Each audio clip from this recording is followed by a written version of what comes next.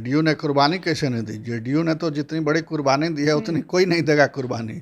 नीतीश कुमार जी ने अपनी पार्टी छोड़ करके दूसरे सहयोगी पार्टी के तेजस्वी यादव को नेता बना दिया और अपनी कमान सौंप दी है कि अब हमारे बाद यही होंगे, नेतृत्व में संभालेंगे, कमान संभालेंगे। यानी मुख्यमंत्री की कुर्सी सौंपने की तैयारी में है। तो इससे ज़्यादा और कुर्बानी कुछ हो नहीं सकती है। तो एक दो सीट के लिए राजद जिद करेगा या अड़ेगा, ये नहीं माना जा सकता है। पीएम की कुर्सी जो मिलने वाली है भविष्य में, उसके लिए अभी से आरजेडी थोड़ा थोड़ा कुर्बानी दे रही है। बड़े चीज पाने के लिए छोटी छोटी चीजें भूलना पड़ता है। तो उसी के लिए आरजेडी ने सीट के लिए बहुत दबाव नहीं बनाया होगा। ज़्यादा फायदा आमतौर पर सत्तारूढ़ दल को होता है। तो अभी महागठबंधन है, जदयू है शासन में, तो ये माना जा सकता है कि सत्तारूढ़ दल को फायदा होगा। पिताजी अध्यक्ष हैं, पूर्व मंत्री रहे हैं, एक पुत्र उनके विधायक हैं, दूसरे पुत्र एमएलसी बनने की तैयारी कर रहे हैं। तो यही राजनीति का चरित्र और चेहरा बन गया है। और जो समाजवाद का नारा देते थे, कर्पूरी ठाकुर की जयंती मनाने वाले लोग, कर्पूरी के आदर्शों पर और जेपी के आदर्शों पर चलने का दावा करने वाले लोग आज क्या कर रहे हैं? स्नातक सीट तो लड़ ही रही है भाजपा, मगर शिक्षक सीट उसने छोड़ा है तो कुछ मकसद से छोड़ा है। चिराग पासवान ने हो सकता है कि तैयारी नहीं की हो, उनकी पार्टी की ओर से कोई वैसा इंटरेस्ट किसी ने शो नहीं किया हो क्योंकि हम लड़ेंगे, और वो कठिन काम है, इसलिए सब लोग टिक भी नहीं पाते हैं इसमें। तो हमको लगता है इसी वजह से चिराग पासवान की ओर से कोई उम्मीदवार नहीं दिया गया होगा, या फिर पार्टी ने सोचा होगा कि सीधे हम एक ही बार जो चुनाव होने वाला है अगला, उसमें डील करेंगे। नमस्कार, आप लाइव बिहार देख रहे हैं। मैं हूं राजमोहन तिवारी। बिहार विधान परिषद के 5 सीटों पर चुनाव को लेकर अब बिहार में राजनीति खूब देखने को मिल रही है। आज बीजेपी के तरफ से अपने उम्मीदवारों का ऐलान किया गया, लेकिन 5 सीटों के चुनाव में महज 4 सीटों पर ही उम्मीदवार उतारे गए, 1 सीट छोड़ दिया गया। वहीं बात करें महागठबंधन की, तो महागठबंधन के तरफ से भी उम्मीदवारों के नाम की घोषणा कर दी गई है। 3 सीटों पर जनता दल यूनाइटेड चुनाव लड़ेगी। महज 1 सीट आरजेडी के खाते में गई है, जबकि 1 सीट सीपीआई के खाते में गई है। हिंदुस्तानी आवाम मोर्चा और कांग्रेस भी इस बार चुनाव नहीं लड़ेंगे तथा 2 अन्य वामपंथी दल भी चुनाव में नहीं उतरेंगे। तो इन तमाम मुद्दों पर चर्चा करेंगे, लेकिन उससे पहले आपको बता दें कि जो 5 सीटों का ये चुनाव है, उसमें 2 सीट स्नातक निर्वाचन क्षेत्र की है, जिसमें 1 सारण की सीट है तथा 1 गया की। 3 शिक्षक निर्वाचन की सीट है, जिसमें 1 सारण की सीट है जिस पर कि उपचुनाव कराना है, 1 कोसी की सीट है और 1 गया की सीट है। तो इनमें से 4 सीटों पर तो पहले से ही महागठबंधन का कब्जा था, 1 सीट बीजेपी के खाते में है। लेकिन चर्चा इस मुद्दे पर करेंगे कि किस प्रकार से महागठबंधन में महज 1 सीट पर आरजेडी को संतोष करना पड़ा और आखिरकार क्यों बीजेपी ने 4 सीटों पर उम्मीदवार उतारा, 1 सीट पर उम्मीदवार नहीं उतारा। हमारे साथ वरिष्ठ पत्रकार प्रवीण बागी हैं। ये जो तमाम आज का दिन हुआ राजनीति को लेकर, तो महागठबंधन और बीजेपी कैसे देख रहे हैं जिस प्रकार के नामों की घोषणा हुई? देखिए, ये चुनाव बहुत अलग तरीके का होता है और ये ऐसा नहीं है कि पैराशूट ड्रॉपिंग इसमें नहीं हो सकती है। अगर होगी तो मुंह की खानी पड़ेगी। इसमें जो प्रत्याशी होते हैं उनको साल 1.5 साल पहले से वो लग जाते हैं इसमें। पार्टी से बात करके, पार्टी का इशारा रहता है कि ठीक है आप जाइए फील्ड में काम कीजिए, तो वो लग जाते हैं। और इसमें जो जितनी मेहनत करेगा वही बाजी मारता है, क्योंकि हर चुनाव में वोटर बनाने पड़ते हैं। उसके लिए सदस्यता फॉर्म लेकर के घूमना, पूरे इलाके में जाना, लोगों से मिलना, कन्विंस करना और वोटर बनाना। तो जिसको आपने वोटर बना लिया, माना जाता है कि वो वोट आपका हो गया। तो इस लड़ाई में जो आगे रहा होगा वही चुनाव में जीतेगा। और इस मामले में पहले शिक्षक निर्वाचन क्षेत्र में तो समझिए कि एक छत्र बोलबाला था वामपंथी दलों का, सीपीआई का ज़्यादा था उसमें, सीपीआई सीपीएम। और तो ये उसमें ज़्यादा फायदा आमतौर पर सत्तारूढ़ दल को होता है। तो अभी महागठबंधन है, जदयू है शासन में, तो ये माना जा सकता है कि सत्तारूढ़ दल को फायदा होगा। मगर उसमें जातीय संरचना भी देखनी पड़ेगी कि किस इलाके में किस जाति के ज़्यादा वोटर बने हैं और उसमें से कुछ सरकार के साथ कौन जातियां हैं, कौन सरकार के खिलाफ हैं, कि कौन सी जाति एकदम बिल्कुल उदासीन है, तो उस आधार पर वोटिंग का पैमाना नापा जा सकता है। तो इसमें कुल मिला के बहुत स्पष्ट स्थिति अभी नहीं है, और रिजल्ट आने के बाद ही पता चलेगा कि क्या हुआ है। सबसे ज़्यादा चर्चा इस बात को लेकर हो रही है कि हाल ही में उपचुनाव हुए थे, महागठबंधन में अब 7 दल हैं, तो आरजेडी ने कुढ़नी विधानसभा की अपनी सिटिंग सीट जेडीयू के लिए छोड़ दी। उम्मीद थी कि इस बार के एमएलसी चुनाव में जेडीयू अपनी सिटिंग सीट आरजेडी के लिए छोड़ेगी, दोनों 2-2 सीटों पर उम्मीदवार उतारेंगे, एक सीट पर सीपीआई उतारेगी। लेकिन यहाँ पर यह देखने को मिला कि जेडीयू ने कुर्बानी नहीं दी, उसकी जितनी सिटिंग सीटें थी उसने उतने पर उम्मीदवार उतार दिए, आरजेडी को महज 1 सीट मिली। नहीं, जेडीयू ने कुर्बानी कैसे नहीं दी? जेडीयू ने तो जितनी बड़ी कुर्बानी दी है उतनी कोई नहीं देगा कुर्बानी। नीतीश कुमार जी ने अपनी पार्टी छोड़ करके दूसरे सहयोगी पार्टी के तेजस्वी यादव को नेता बना दिया और अपनी कमान सौंप दी है कि अब हमारे बाद यही होंगे, नेतृत्व में संभालेंगे, कमान संभालेंगे, यानी मुख्यमंत्री की कुर्सी सौंपने की तैयारी में है। तो इससे ज़्यादा और कुर्बानी कुछ हो नहीं सकती है। तो 1-2 सीट के लिए राजद जिद करेगा या अड़ेगा, ये नहीं माना जा सकता है, क्योंकि सबसे बड़ी पोजीशन में वो आने वाले हैं। तो थोड़ा इंतजार कर रहे हैं, धैर्य से देख रहे हैं कि क्या होने वाला है। सीएम की कुर्सी जो मिलने वाली है भविष्य में, उसके लिए अभी से आरजेडी थोड़ा थोड़ा कुर्बानी दे रही है। बड़े चीज़ पाने के लिए छोटी छोटी चीज़ें भूलना पड़ता है, तो उसी के लिए आरजेडी ने सीट के लिए बहुत दबाव नहीं बनाया होगा, जो मुझे लग रहा है, और वो राजद के खाते में चली गई, और राजद ये जदयू के खाते में गई, और जदयू की सीटें हैं भी, सिटिंग सीट भी है उनकी। तो सिटिंग सीट पे जो उम्मीदवार रहते हैं वो उनका एक संपर्क बन जाता है, एक दायरा बन जाता है, फिर उनको हराना, उनका तिलस्म तोड़ पाना थोड़ा कठिन होता है। तो उस तरीके से मेहनत करनी पड़ती है। तो आरजेडी ने उतनी तैयारी भी नहीं की होगी, इसलिए उसने दावा नहीं किया, या दावा किया भी होगा तो बहुत उस पर अड़े नहीं। महागठबंधन की तरफ से जो नामों का ऐलान हुआ उसमें एक नाम बहुत ज़्यादा अब चर्चा में है, वो है पुनीत सिंह। जगदानंद सिंह प्रदेश अध्यक्ष आरजेडी के, उनके एक और बेटे अब राजनीति में, पिछली बार भी चुनाव लड़ा था, इस सीट से हार गए थे, दूसरे नंबर पर थे, लेकिन इस बार फिर से वो गया स्नातक निर्वाचन सीट पर उम्मीदवार बनाए गए हैं महागठबंधन की तरफ से।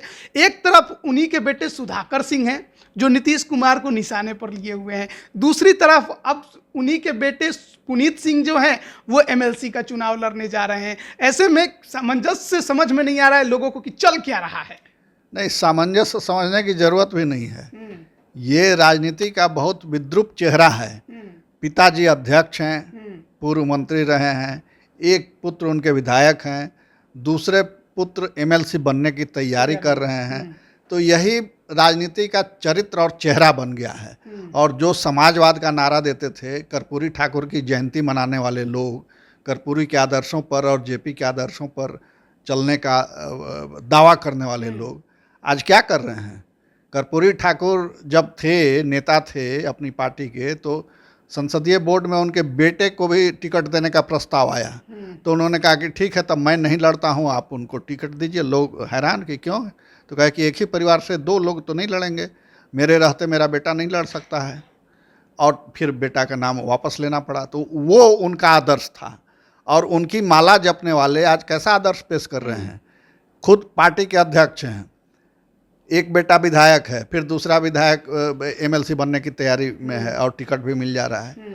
तो ये राजनीति का स्खलन है, और इसी तरह के लोग आज राजनीति में आ रहे हैं और सफल भी हो रहे हैं।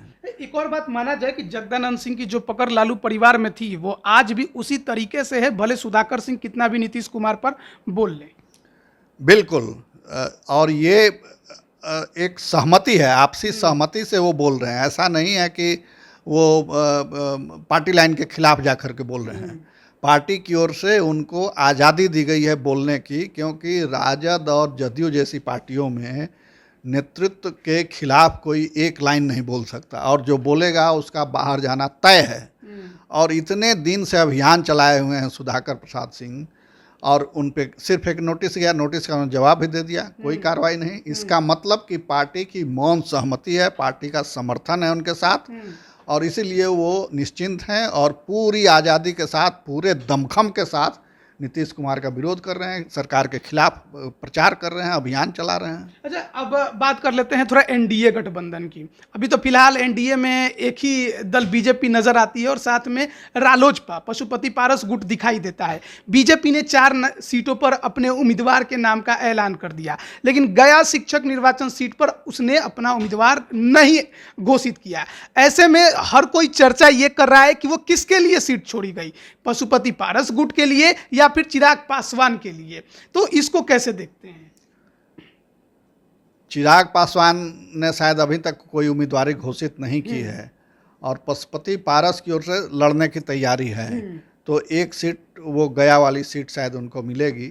तो अब 2-3 दिन और बचे हुए हैं तो नाम स्पष्ट हो ही जाएगा और तब वहाँ से पता चलेगा कि वो लड़ रहे हैं, इसीलिए वो सीट छोड़ी गई। यानी जानबूझ करके वो सीट छोड़ी गई है अपने सहयोगी के लिए। हाँ, बातचीत हो गई है तभी वो सीट छोड़ी गई है, क्योंकि वहाँ स्नातक सीट तो लड़ ही रही है भाजपा, मगर शिक्षक सीट उसने छोड़ा है तो कुछ मकसद से छोड़ा है कि अपने किसी सहयोगी को वहाँ। चर्चा ये है कि डीएन सिन्हा, जिनसे मेरी आज बात हुई, उन्होंने कहा है कि एनडीए के समर्थन से वो 13 मार्च को नामांकन पर्चा दाखिल करेंगे और अभी वो पारस गुट में है, तो माना जाए कि उन्हीं के उम्मीदवार बनेंगे। बिल्कुल, पारस गुट में हैं और वो कह रहे हैं कि हम लड़ेंगे, तो यही अंडरस्टैंडिंग हुई होगी कि आप वहां से लड़िए और बीजेपी अपना नहीं देगी उम्मीदवार। सवाल इसमें ये बड़ा उठता है कि जब जरूरत पड़ती है चिराग पासवान की उपचुनाव जीतने के लिए, तो बीजेपी उनका रोड शो करवा लेती है, उनका भाषण भी करवा लेती है, लेकिन जब बारी आता है कुछ देने की तो मंत्री पद भी नहीं मिला।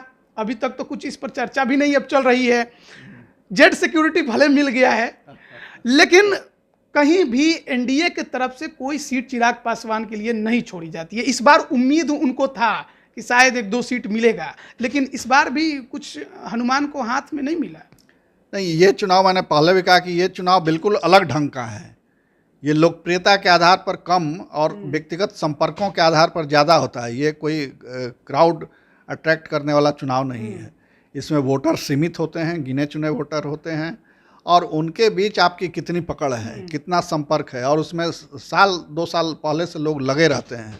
क्षेत्र भी काफ़ी लंबा होता है, घूम घूम करके एक व्यक्ति से, वोटर से मिलना और संपर्क करना बड़ा कठिन काम है और बहुत खर्चीला भी है। तो इसमें सामान्य आदमी नहीं टिक सकता है अभी का जो दौर है उसमें। तो चिराग पासवान ने हो सकता है कि तैयारी नहीं की हो, उनकी पार्टी की ओर से कोई वैसा इंटरेस्ट किसी ने शो नहीं किया हो क्योंकि हम लड़ेंगे, और वो कठिन काम है, इसलिए सब लोग टिक भी नहीं पाते हैं इसमें। तो हमको लगता है इसी वजह से चिराग पासवान की ओर से कोई उम्मीदवार नहीं दिया गया होगा, या फिर पार्टी ने सोचा होगा कि सीधे हम एक ही बार जो चुनाव होने वाला है अगला, उसमें डील करेंगे। तो ये सब चीज़ें उनके पक्ष में जाएंगी कि भाई हमने उस समय कुर्बानी दी, कोई दावा नहीं किया। तो ये सब सोच करके पार्टी ने रणनीति तय की होगी। गठबंधन भी नहीं खुलकर वो खुद ही बोलते हैं ये बात। तो अभी तो गठबंधन में शामिल अभी हुए नहीं हैं, मगर ये माना जा रहा है कि समर्थक दल हैं, एनडीए के समर्थक दल हैं चिराग, इसमें कोई शक नहीं। और इसकी पुष्टि जो सुरक्षा है उनको मिल गया, Y+ सुरक्षा, Z+, तो वो उसकी पुष्टि करता है। अभी कुशवाहा जी को मिल गया Y+, हाँ, साहनी जी को। तो ये समझिए कि एक तरह से एनडीए में शामिल होने का निमंत्रण पत्र है कि आपको निमंत्रण दे दिया गया, अब आप आ जाइए। लेकिन आपको नहीं लगता है कि पशुपति पारस को एक सीट देने से चिराग पासवान के अंदर थोड़ी नाराजगी आ जाएगी? नहीं, नाराजगी अब दोनों के बीच क्या बात हुई है मुझे नहीं मालूम, मगर नाराजगी अगर इन्होंने दावा किया होगा और तब उसको बीजेपी ने नहीं माना होगा, तब तो जरूर नाराजगी होगी। तो शायद 1-2 दिन में वो प्रेस कॉन्फ्रेंस करके सब चीजें स्पष्ट करने वाले हैं। पार्टी वालों से बात हुई तो उन्होंने कहा कि आज हम कुछ नहीं बोलेंगे, जो बोलना है कल बोलेंगे। तो माना जाए कि तैयारी थोड़ी बहुत लगता है कर रहे होंगे। जब आज उन्होंने कुछ बोलने से इनकार कर दिया, यानी कि मामला कुछ खट्टा मीठा है। हाँ, खट्टा मीठा मामला है, तो कल वो स्पष्ट हो जाएगा कि क्या खट्टा मीठा है। मगर इसको लेकर के बहुत सीरियस नहीं होंगे चिराग पासवान, और अगर भाजपा ने समर्थन नहीं दिया है तो अपना कैंडिडेट भी नहीं देंगे। एक सवाल ले लेते हैं, जो जगदानंद सिंह के बेटे हैं पुनीत सिंह जिस सीट पर चुनाव लड़ रहे हैं वहां पर अवधेश नारायण सिंह बीजेपी के कद्दावर नेता, बिहार विधान परिषद के पूर्व सभापति, उनके सामने उनको चुनाव लड़ना है कि कितना चुनौती दे पाएंगे? देखिए, अवधेश नारायण सिंह आज से नहीं कई बार उस सीट से जीत चुके हैं और उनकी पकड़ है, मतदाताओं पर पकड़ है, जीवंत संपर्क बनाए रखते हैं। वो हमेशा क्षेत्र में घूमते रहते हैं, लोगों के सुख दुख में शामिल होते हैं। और जब यहाँ विधान परिषद में सभापति थे वो, तब भी हर सैटरडे संडे को वो चले जाते थे अपने इलाके में, सदन चल रहा है तब भी, और जा कर के कोई बड़ा कार्यक्रम हो, किसी का शादी समारोह हो, किसी का दुख की घड़ी हो, तो वहाँ जरूर वो खड़ा होते थे। तो और उनका स्वभाव भी बड़ा मिक्सिंग है, सबके साथ बहुत एडजस्ट हो जाते हैं और उनके लोग जो हैं सो बहुत उनको चाहने वाले लोग भी हैं। तो इसलिए उनको हराना बड़ा कठिन काम है। अब इन्होंने कितनी तैयारी की है, हाँ, पुनीत सिंह ने जो महागठबंधन के उम्मीदवार हैं, ये कहना कठिन है, मगर अगर वो उस मुकाबले तो उनकी तैयारी नहीं होगी। इतना तो मैं दावे के साथ कह सकता हूं कि जो तैयारी अवधेश नारायण जी की होती है, वो तैयारी तो पुनीत सिंह की बिल्कुल ही नहीं हुई होगी। मगर ठीक है, ऐसे ही लोग अनुभव लेते हैं, चुनाव लड़के ही अनुभव आता है कि कहाँ कमी बेसी रही, और फिर उसके बाद हाँ, तो पहले टर्म का लाभ इसमें मिलेगा। तो मगर अवधेश नारायण सिंह को हराना बड़ा कठिन है। हाँ, पिछले बार कांटे की टक्कर लेकिन हुई थी। हाँ, मगर ये भी याद रखना होगा कि राजनीति में कोई अजय नहीं होता, एक न एक दिन सब कोई पराजय भी होती है। इसके अलावा सारण की भी सीट की बात कर लेते हैं, वहाँ भी स्नातक और शिक्षक दोनों पर चुनाव हो रहा है, और वहाँ पर हाल ही में मुबारकपुर कांड भी हुआ था। वीरेंद्र नारायण यादव जो कि स्नातक से जेडीयू के एमएलसी हैं, उसी समाज से आते हैं, तो क्या उस कांड का भी असर उस क्षेत्र में पड़ेगा? क्या महागठबंधन के सामने उसके लेकर चुनौती खड़ी होगी? क्या असर तो कुछ जरूर पड़ेगा, असर पड़ेगा, क्योंकि वो एक बड़ी घटना थी और जिस क्रूरता का परिचय उसमें दिया गया था, तो उसका अभी भी लोगों के मन में रोष है उस बात को लेकर के, उस खास तबके में, तो उसका असर पड़ेगा। मगर ये है कि वीरेंद्र नारायण जी भी लंबे समय से वहाँ लड़ते रहे हैं, 17 में जीते थे। हाँ, चंद्र प्रसाद सिंह को हरा करके, और बहुत लोकप्रिय हैं और साहित्यिक मन मिजाज के आदमी हैं। तो मगर महाचंद्र प्रसाद सिंह को भी कम नहीं आंकना चाहिए, वो भी जो है सो पुराने अखाड़िए रहे हैं। हाँ, मगर उनको हरा देना ये मामूली बात नहीं है। तो और महाचंद्र प्रसाद सिंह का संपर्क भी है, लोगों से मिलना जुलना उनका भी रहता है। फिर बीजेपी के उम्मीदवार, हाँ, और बीजेपी के उम्मीदवार हैं, तो बीजेपी का लाभ भी मिलेगा, अपने संपर्कों का, कांग्रेस के ज़माने से जो उनके संपर्क रहे हैं उसका लाभ मिलेगा, जाति का लाभ मिलेगा, ये सब मिलेगा। मगर वीरेंद्र नारायण भी कब नहीं होंगे, लड़ाई माना जाए कि टफ होगी, बिल्कुल कड़ा मुकाबला होगा। केदारनाथ पांडे जी बहुत लोकप्रिय थे शिक्षकों के बीच, और शिक्षक नेता के रूप में वो सर्वमान्य थे और बहुत अनुभवी थे, बहुत सरल, मृदुभाषी, मिलने जुलने वाले व्यक्ति, और उन्होंने शिक्षक आंदोलन को एक दिशा दी, एक मुकाम तक पहुंचाया, बहुत मजबूत बनाया उस आंदोलन को। आज जो शिक्षकों को इतना तनख्वाह मिल रहा है, इतनी सुविधाएं हैं, वो उसमें उनका बहुत बड़ा योगदान रहा है, और बहुत वो जानकार थे। यानी सरकारी अफसरों को भी जो जानकारी नहीं होती थी वो उनको होती थी, और वो बताया करते थे, कैसे सरकार की मदद भी करते थे वो, और उनके मदद से कई कानून ऐसे बने, कई सुविधाएं ऐसी दी गई शिक्षकों को, जिसका लाभ सबको मिल रहा है। तो वो फ़ायदा उनका मिलेगा, उनके नहीं रहने का फ़ायदा उनके पुत्र को मिलेगा, और सहानुभूति वोट, क्योंकि उनके वोटर बहुत कमिटेड थे। हाँ, तो शिक्षक आंदोलन पर तो कम्युनिस्टों का प्रभाव भी रहा है काफ़ी, और उन्हीं की वजह से आंदोलन इतना मजबूत हुआ है। तो वो सीट एक तरह से मानी जा सकती है कि सीपीआई के खाते में जाएगी। तो देखिए, 5 सीटों का ये एमएलसी चुनाव है, और इस बार महागठबंधन फिर से चुनाव लड़ रही है। पिछली बार भी जब 2017 में यहाँ पर 5 सीटों पर 4 सीटों पर हुआ था, उस दौरान सारण की शिक्षक निर्वाचन सीट पर चुनाव नहीं हुआ था, क्योंकि 2020 में वो चुनाव हुआ था, लेकिन अभी उपचुनाव कराया जा रहा है। तो जो अन्य 4 सीटें हैं वहाँ पर जब चुनाव हुआ था तो महागठबंधन ही थी, जेडीयू, आरजेडी और कांग्रेस एक साथ थे, और उस दौरान नतीजा ये रहा था कि बीजेपी को महज 1 सीट ही मिल पाई थी, जबकि 3 सीटों पर जो है वो जेडीयू का कब्जा हो गया था। लेकिन इस बार लड़ाई जो है वो बेहद ही कांटे की मानी जा रही है जिस प्रकार से उम्मीदवार उतारे गए हैं और जिस प्रकार से इस बार लड़ाई देखने को मिल रही है। हालांकि चिराग पासवान और पशुपति पारस को लेकर भी काफी कुछ चर्चाएं चल रही हैं और इसी बीच जेडीयू 3 सीटों पर लड़ रही है, आरजेडी 1 सीट पर लड़ी है। इसको लेकर भी सियासी गलियारों में काफी कुछ चर्चा चल रही है। बने रहिए लाइव बिहार के साथ। आप सभी का बहुत बहुत धन्यवाद। लाइव बिहार यूट्यूब पर सब्सक्राइब और फेसबुक पर लाइक जरूर करें।